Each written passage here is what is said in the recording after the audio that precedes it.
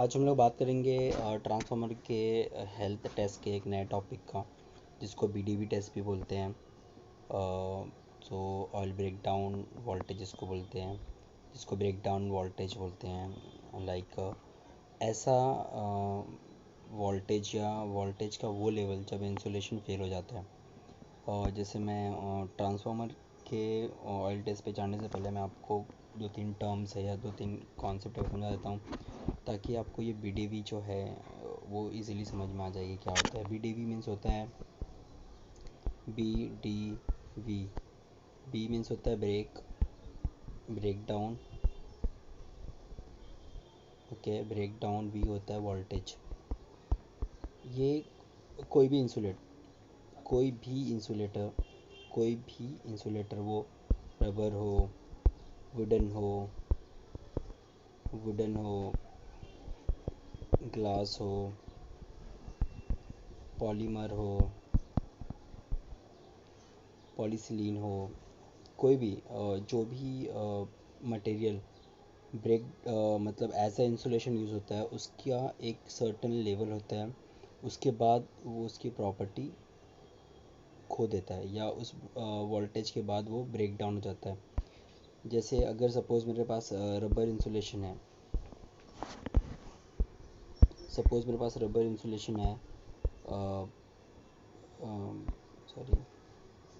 Rubber insulation है। Suppose इसका एक ब्रेकडाउन वोल्टेज है 1 kV। सो ये 800 वोल्ट तक, 700 वोल्ट तक, 900 वोल्ट तक ये प्रॉपर काम करेगा। तो जैसे ही इसके अंदर से जो कंडक्टर पास हो रहा है, उस कंडक्टर से, सपोज़ कि ये मेरा कंडक्टर है, ठीक है, और ये इसके ऊपर मैंने इंसुलेशन किया हुआ है, ठीक है। मैं थोड़ा क्लियर कर देता हूँ इसको। सपोज़ ये मेरा कंडक्टर है और ये दो इंसुलेशन ऊपर नीचे किया हुआ है। तो सपोज़ इसमें से करंट पास हो रहा है 900, 800 पास हो रहा है। सो ये इंसुलेशन जो है वो डैमेज नहीं होगा। जैसे ही इसके अंदर से सपोज़ कि 1100 या 1200 या 1500 जैसे ही वोल्ट पास होना शुरू होगा, ये ब्रेक डाउन हो जाएगा। ये इंसुलेशन का जो इसकी प्रॉपर्टी थी वो लॉस्ट हो जाएगी उसकी। और वो जो इंसुलेटर है वो ऐसे इंसुलेटर काम नहीं करेगा, उसके अंदर से करंट पास होना शुरू हो जाएगा। तो सेम चीज़ हम क्या करते हैं कि अगर ये ट्रांसफार्मर का ऑयल है, ठीक है, अगर ट्रांसफार्मर का ऑयल है तो उसकी एक वैल्यू है। वो ट्रांसफार्मर उस वोल्टेज तक प्रॉपर काम करता है। अगर उस वोल्टेज के बियॉन्ड जाता है वो, तो उसकी जो प्रॉपर्टी इंसुलेशन की वो लॉस्ट हो जाती है। फिर वो प्रॉपर इंसुलेशन प्रोवाइड नहीं कर पाता है जो भी हमारा अंदर वाइंडिंग है उसके बीच में, क्योंकि जो ऑयल है वो एज अ कूलिंग के साथ साथ इंसुलेशन का भी काम करता है। तो इसमें जो है, जो स्टैंडर्ड है चेकिंग के लिए ऑयल ब्रेकडाउन वोल्टेज के लिए, वो स्टैंडर्ड है इंडियन स्टैंडर्ड 335, ठीक है। सो इसके लिए जो ये हमारा जो वेसल होता है उसका जो लेंथ ये है वो 100 mm होता है, और जो इसका विड्थ है वो सपोज 70 होता है। और जो इसका हाइट होता है, इसका जो एक हाइट होगा, सपोज़ ये मेरा बॉक्स है तो इसका एक हाइट होगा सर्टन। तो इसका जो हाइट होता है वो होता है 80 mm, ठीक है। सो ये था इसका पूरा यहाँ पर दिया हुआ है। दैन उसमें हम लोग 500 ml ऑयल हम लोग सैंपल लेते हैं एज अ सैंपल। ये अगर हमारा वेसल है तो इसके अंदर हम लोग 500 ml लेते हैं। देन उसको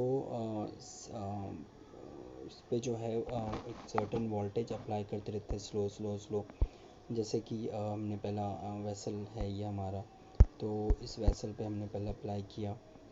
मैं इसका एक बस फ़ोटो में आपको भी दिखाता हूँ। जैसे ये वेसल है, इस वेसल में हमने 500 ml जो ऑयल है वो हमने डाल दिया है। ये इसके टर्मिनल से दो, जहाँ पर एक ट्रांसफार्मर होता है, ठीक है। उस ट्रांसफार्मर के थ्रू ये 500 इसमें डाल दिया हमने। दैन यहाँ पर एक ट्रांसफार्मर होता है जिसके थ्रू हम वोल्टेज को कंट्रोल करते हैं। ठीक है। सो हम पहला 330 kV current sorry voltage apply करते हैं। देन फिर हम लोग 45 करते हैं। एक एक सर्टेन वोल्टेज के पास, सपोज़ कि मेरा वोल्टेज था 45 और ये ब्रेक डाउन हो गया। अगर ऐसा हो जाता है तो इसका मतलब कि इसकी जो इंसुलेशन प्रॉपर्टी है वो वीक हो गई है, उसकी प्रॉपर्टी ख़राब हो गई है। इसके लिए क्या है कि उसमें फ़िल्ट्रेशन करना पड़ता है। फ़िल्ट्रेशन करो, देन उसको प्यूरिफिकेशन करो। अगर प्यूरिफिकेशन के बाद वापस हम लोग टेस्ट करते हैं, ठीक है, तो अगर हमको वो टाइम हमको मिल जाता है कि भाई 60 kVA मिल रहा है या 55 kVA तक मिल रहा है, तो हम लोग उसको रीयूज़ करते हैं। अगर नहीं मिलता है फ़िल्ट्रेशन के बाद भी, अगर उसमें मड ज़्यादा हो जाता है या एसिडिटी बढ़ जाती है या उसकी क्वालिटी ख़राब हो जाती है या उसमें वाटर वाटर पार्टिकल्स आ गए, उसकी वजह से उसकी प्रॉपर्टी ख़राब हो जाती है, तो उसमें क्या होता है कि वो ट्रांसफार्मर का जो ऑयल है वो हम लोग वापस रीयूज़ नहीं कर सकते, उसमें फिर हमको नया ऑयल डालना पड़ता है। जब हम लोग इसमें ऑयल डाल देते हैं तो ये जो गैप होता है वो 2.5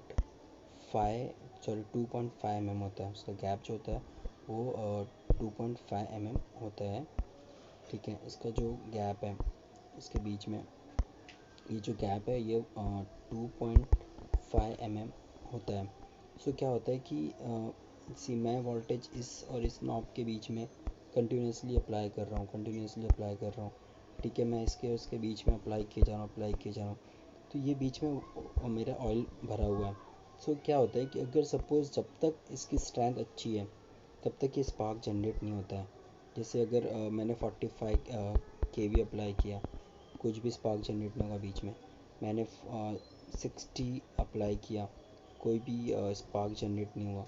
जैसे ही ये स्पार्क जनरेट हो जाता है, ये स्पार्किंग होना शुरू होता है, इसका मतलब कि वो उसका BDV था। लाइक अगर मैंने 55 kV अप्लाई किया और ये स्पार्क जनरेट हो गया, इसका मतलब ये है कि इसका जो BDV था वो 55 kV है।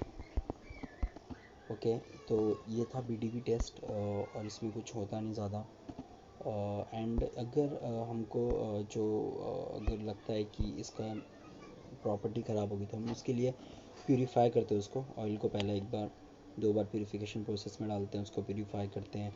अगर प्यूरीफाई करने के बाद वापस हम लोग टेस्टिंग करते हैं। अगर उस टेस्टिंग में वो पास हो जाता है तो हम लोग ऑयल को रीयूज़ करते हैं, अदरवाइज़ रिप्लेस करके नया ऑयल उसमें रिफ़िल करते हैं। सो बेसिकली जो ऑयल है हमारा, जो हम टैंक के अंदर फिल कर रहे हैं या हमारे टैप चेंजर में ऑयल हम जो यूज़ करते हैं, उसका बेसिक फंक्शन ये होता है कि एक तो वो कूलिंग प्रोवाइड करता है, क्योंकि हीट जनरेट हो रही है, मेरे वाइंडिंग में हीट जनरेट हो रही है एक्सेसिव लोड की वजह से, या जो भी XYZ रीजंस की वजह से अगर हीट जनरेट हो रही है, तो एक तो पहला पर्पज़ है उसका कि वो कूलिंग प्रोवाइड करता है। सेकंड उसका जो पर्पज़ है, जो उसका सेकंड रोल है, वो ये है कि वो इंसुलेशन प्रोवाइड करता है बिटवीन टू लाइव कंडक्टर। तो ये इसका बेसिक फंक्शन होता है ऑयल का, जो हम ट्रांसफार्मर में यूज़ करते हैं।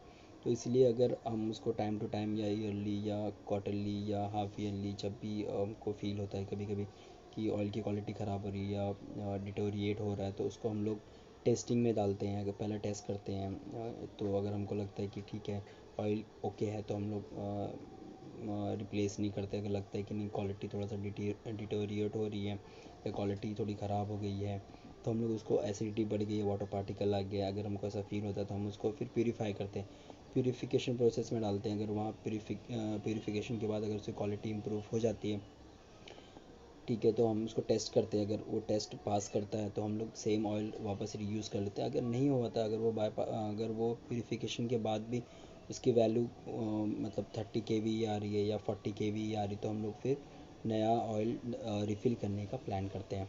तो ये था BDV कि BDV टेस्ट क्यों करते हैं ट्रांसफार्मर ऑयल में। आई होप कि आपको BDV टेस्ट के बारे में सब अच्छे से समझ गया होगा। अगर कुछ डाउट है या क्वेश्चन है या कुछ क्वेरी है तो आप मुझे कमेंट करके पूछ सकते हैं, या मेरा व्हाट्सअप ग्रुप है, आपको ज्वाइन करके आप वहाँ भी मुझसे पूछ सकते हैं। I hope you enjoy this lecture. See you in next lecture.